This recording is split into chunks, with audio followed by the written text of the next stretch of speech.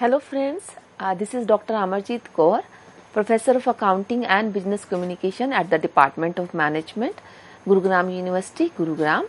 I am, in the industry, teaching industry about last 27, 28, 26 years, and almost 5 years I have spent in the food industry, so 30 plus years of experience, and I have authored about 58 research papers and 10 books, either in authored form or edited form. And I have been fortunate to teach at 2 prestigious universities in USA, and I'm very happy to be with you here to talk about business etiquettes and professionalism. So friends, business etiquettes we talk in 2 parts. One is general business etiquettes and second are the culture specific business etiquettes. The culture specific business etiquettes are slightly extension of the general business etiquettes. This refers to the set of expected behavior from an individual within a society, a group or a class of specific culture or a country one belongs to, right? So etiquettes like greeting, introduction, gifting, workplace behavior, adherence to the time, etc., they vary from culture to culture, right? So every business has certain requirement. Every business has its own way of when it comes to time etiquettes, that the reports are submitted at time or in advance, or even 5 days after the deadline it is considered well in time. So it varies, right? So are the greetings in certain organization. Greeting is let's say there are certain companies working in South Africa or certain part of the world where people do not shake hand with female, right? So that becomes the culture of the company. So here it's a business etiquette that we should be greeting, right, in the most appropriate way. But when it comes to the cultural reference, then the greeting etiquette should follow in line with the culture existing or in that country, right?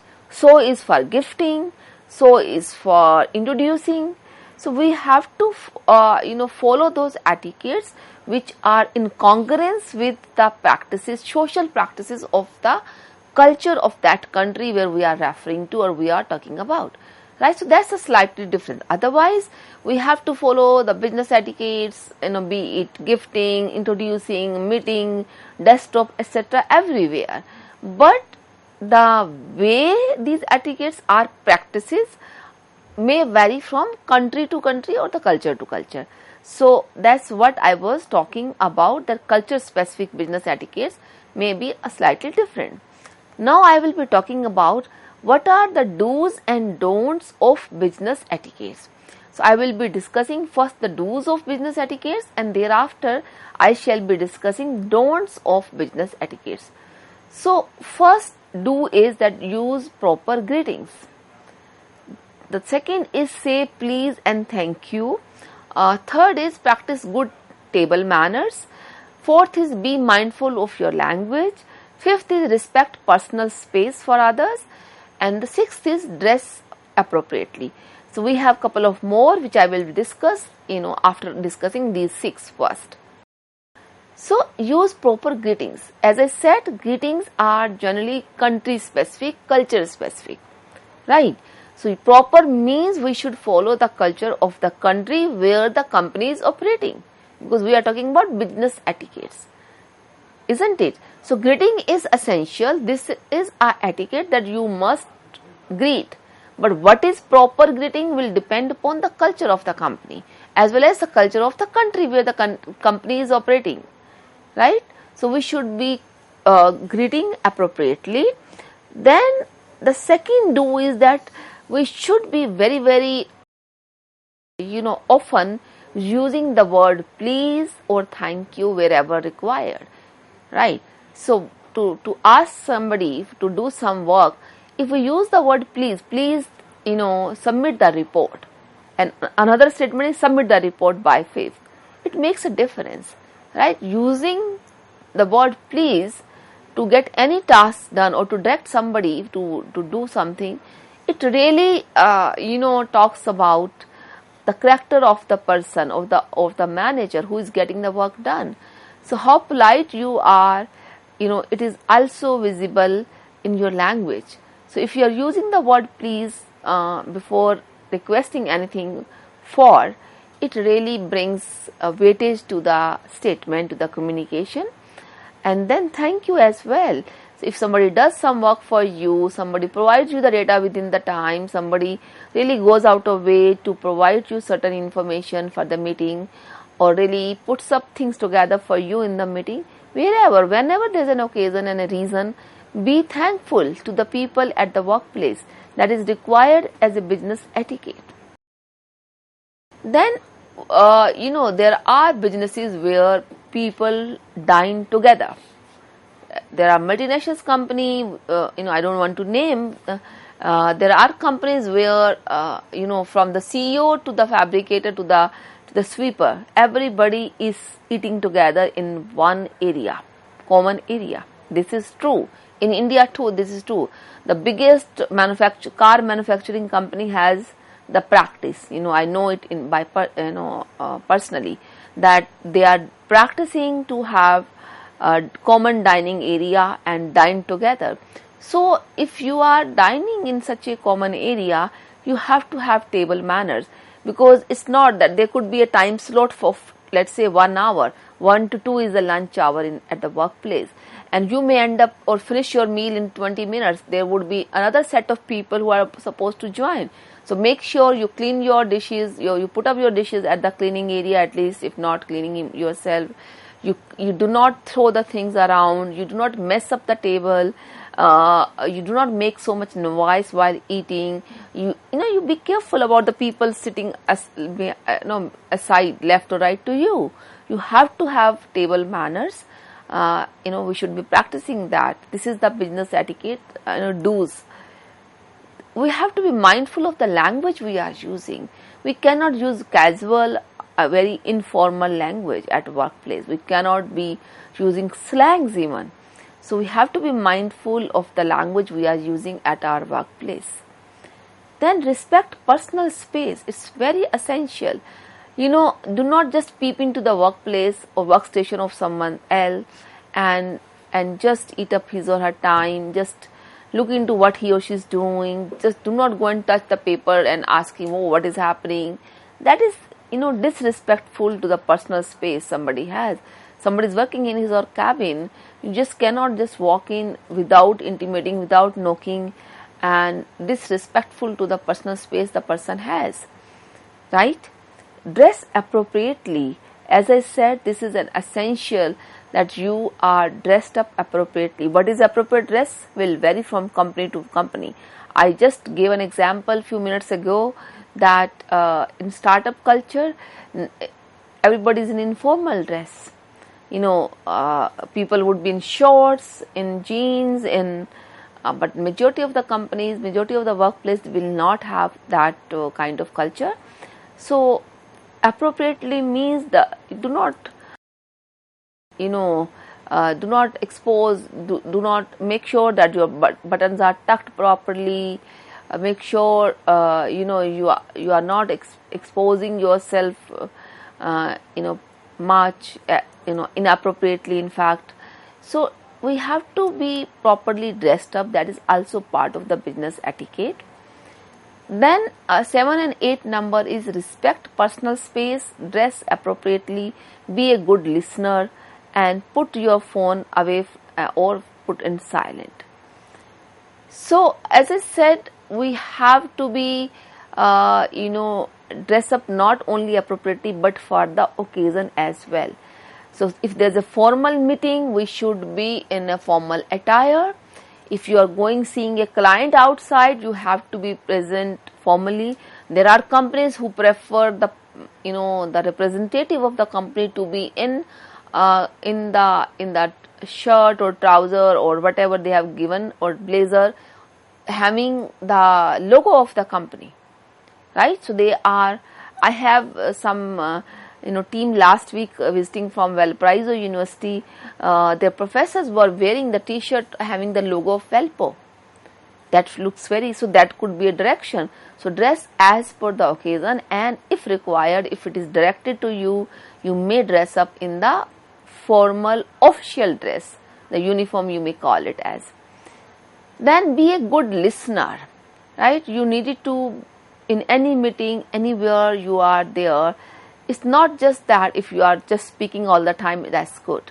You have to be a good listener in the meeting, in any personal meeting, in any group meeting, in clients meeting, or otherwise too. When you are attending some presentation, somebody is presenting a report, somebody is presenting the progress of the project, somebody is presenting about the research and development, you need to pay attention. It cannot be that you just miss out some certain part and then you are raising your finger, I didn't get that, I didn't get that. That's disrespectful, right? Isn't it? That means you were not attentive at all. So we have to be good listener, and we should follow those listening skills which we discussed in the past couple of times, that when listening and hearing are two different things. Hearing is a physical activity. Listening is a mental activity. You need to listen whatever has been said by the speaker, need to comprehend it and respond. Give good feedback to the presenter, by nodding your head, by questioning, relevant question, by making a relevant question to the presenter.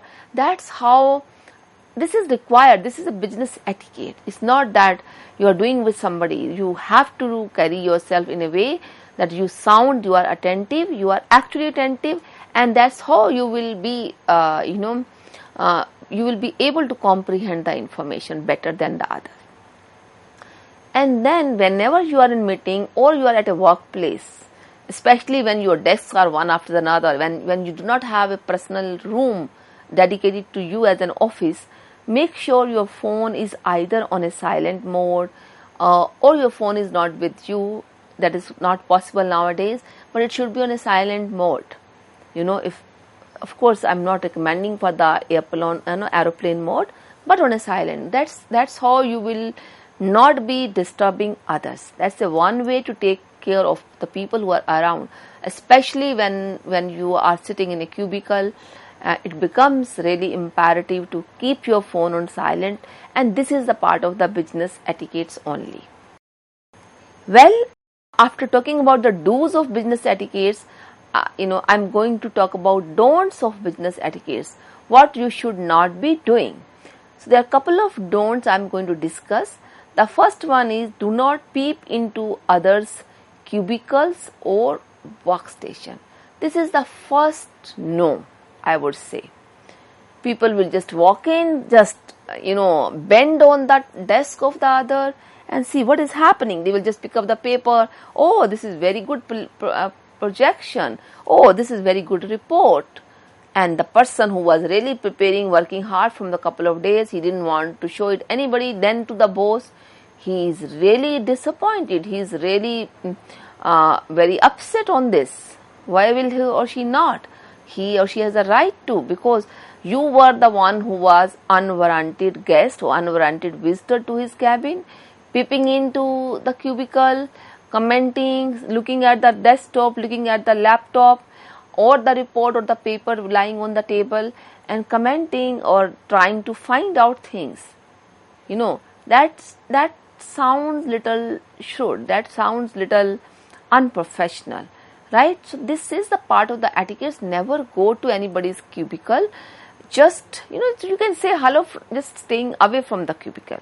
It doesn't mean I'm saying that one should not be greeting others. You are walking around, you should greet, but peeping into the cubicle or the workstation is different than a greeting from a reasonable distance. That's why we call about the space management, right? So one should be careful about not to peep into the cubicle. Do not open anyone else's notepad, registers, files, etc. It has happened to me once. I will not name the organization. Couple of years ago, I was working at a workplace where there was so much politics and people will simply take away the files from one's office, one's table. Wow, that was a reality, right? So how can one open the laptop, notepad system of somebody else if it is a dedicated system? If it is not a common laptop, it is not a common desktop or register, you should not be. If a register or file belongs to some particular office or some particular person, individual in the workplace, you should not be opening. That is against the business etiquette.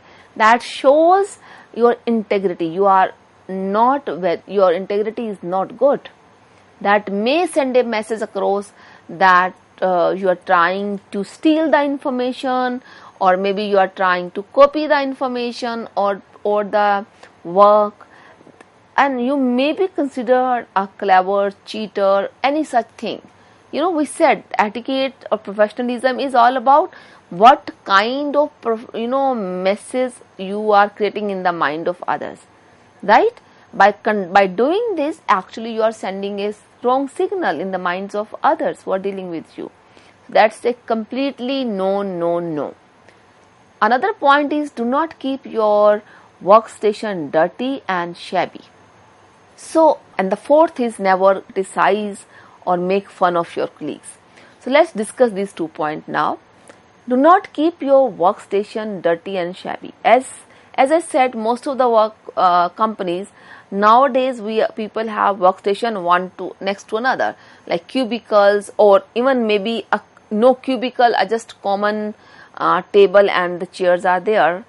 For many people, even those kind of offices are around, and we have been seeing them from decades, right? What will happen if you keep your workstation shabby or dirty? You can imagine the others will take it very awesome, right? It's awesome. It's not awesome. It's it's bad. So people will really not take it well, because you are keeping it shabby, and it may invite mosquitoes, it may invite flies, it may invite smell. It's very essential to be careful about the people around. And keeping your workstation means you are maintaining the hygiene, you are concerned about your own health and others' health, and that's what is a socially responsible behavior, right? So as I said, etiquettes are all about the responsible behavior. And since we are talking about the business etiquette, and we are talking etiquettes with respect to the business, so of course we are talking about the workstation, not to be kept shabby, not to be kept dirty. And never make fun of your colleagues. You may not like something done by your colleague, fine, but you have no right to make fun of him or her. Somebody may have just by mistake committed something, some error, or made some point or some mistake. Let's say some language in typing, there was a typo error, and it made the sentence funny, whatever the typo error was. So you cannot make fun of. You should understand that is just a typo mistake, typo error, right? So we cannot criticize people in journal, in open, and we cannot make fun of others at a workplace. It is required not to do that, because you are supposed to behave responsibly at a workplace. Then the next point is, do not use the high pitch and tone, and never attend meetings or seminars without a notepad and pen. So what does it mean? Do not use high pitch and tone. You may have a separate room. Even then, if you are using a high pitch and tone, it is going to disturb the people sitting in the next room, right? There could be a meeting going in the next room. There could be some very urgent phone call, or some conference call is going on. People are on a conference call talking to international client, and you are shouting in your own room. Oh, I'm in my own room, I can have my high pitch, high tone. No, you cannot, you should not. And for that matter, you may have the reasons to disagree, to show your resentment. You may have bad experience, you may have your subordinate who did not submit the report on time, did not submit the presentation on time. Irrespective, one is not required to lose the tone, to lose the pitch. We should have a professional, a very reasonable pitch level and the tone level. And we should never attend the meeting. As I said, if you are attending a seminar, it sounds that, or you are attending a meeting, you are attending some presentation, some progress report, you should at least carry a notepad and pen to show, that tells that you are interested, that exhibits the interest of the person at the first instance. There could be a person who is actually not interested in meeting and is carrying the notepad and pen all the time, which means he was there in the conference or the meeting, but he was actually not attentive. But in that case, we have the concept of being good listener, right? So everything matters, including carrying a pen and the notepad in the meeting, in the seminar, and so never go to attend a meeting without notepad.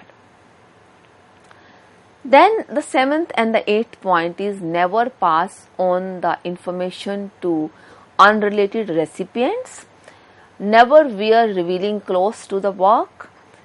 Do not park your car at an unassigned space, and never ever drink when you are at your workplace.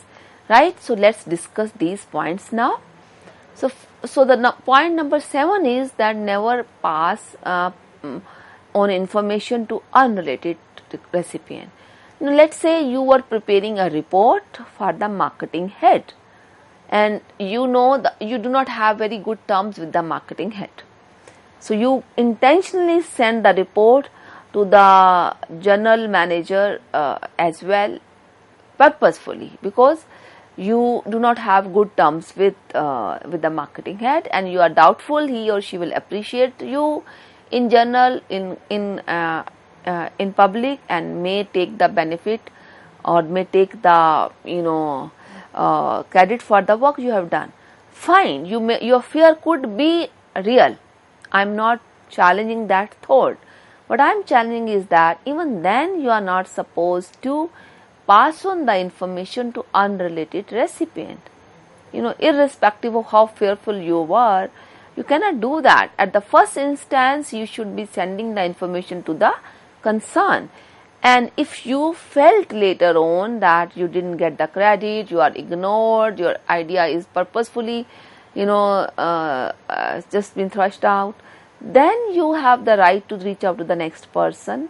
Then the next person becomes the related party, the related recipient. That's what it means.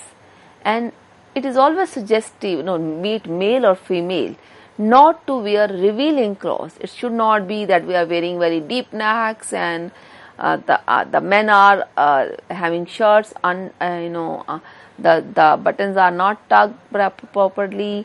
So we cannot, or the cloth is so thin that is revealing. We should avoid wearing revealing clothes at a business place, at a workplace. And this has the next point is becoming very interesting. The number of cars possessed by anybody in any city is increasing day by day, and the space assigned for parking is getting short and short, is small and small, every passing day, and there are biometric system. What it leads to? It leads to that person will park.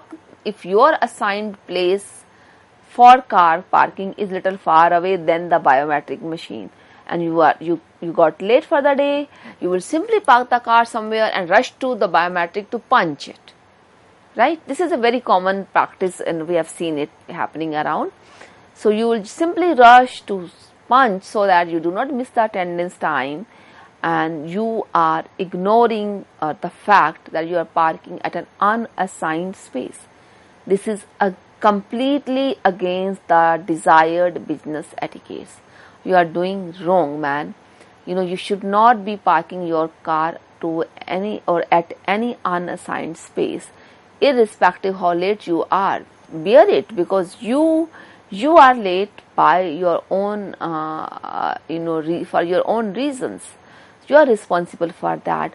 Why should you cause any trouble to the other person? Because if you are getting late and you park the car at unassigned place and rush to signing the biometric, or otherwise you just joined your office, imagine if the person who is just expected to reach after you, he or she is also going to get late. So you have no right to bother somebody. So this problem is being seen at many workplaces nowadays because of the increasing number of vehicles every day. The last point I want to make is never ever drink while you are at workplace. We have social networking dinners at workplace as well, but you cannot be drinking unless it is a social network dinner or lunch where you are allowed to, where the culture of the business allows you, right? So you cannot drink and go to the work. This is something very, very important, very essential, and one has to be very careful about, right? So these are the points that one must be careful, one must not be doing, at workplace, and especially, when you are a beginner, you have to take care of the etiquettes. And whatever we learn in the early days of our work, we tend to internalize those etiquettes. Etiquettes comes from home, from the culture, from the society we work. So etiquettes are not just being developed in over day, but we have to have our own social etiquettes, whatever we learn, and along with that, one should be absorbing the culture of the business one has joined, right? So one need to internalize the etiquettes pertaining to the culture of the country, as well as to internalize the culture of the company, both, right? And if you are conscious about the fact that you need to internalize those etiquettes, you cannot do well here. So make sure you are observant, you are careful, you value the etiquettes, you value the importance of having good business etiquettes. Unless you have that mindset that you value the business etiquettes, you will not be able to practice good etiquettes, right? So with these words, I will say that these are the etiquettes, and these are the do's and don'ts of business etiquettes. I hope this session will help you to start at practicing good business etiquettes. I would like to wind up now. Thank you very much.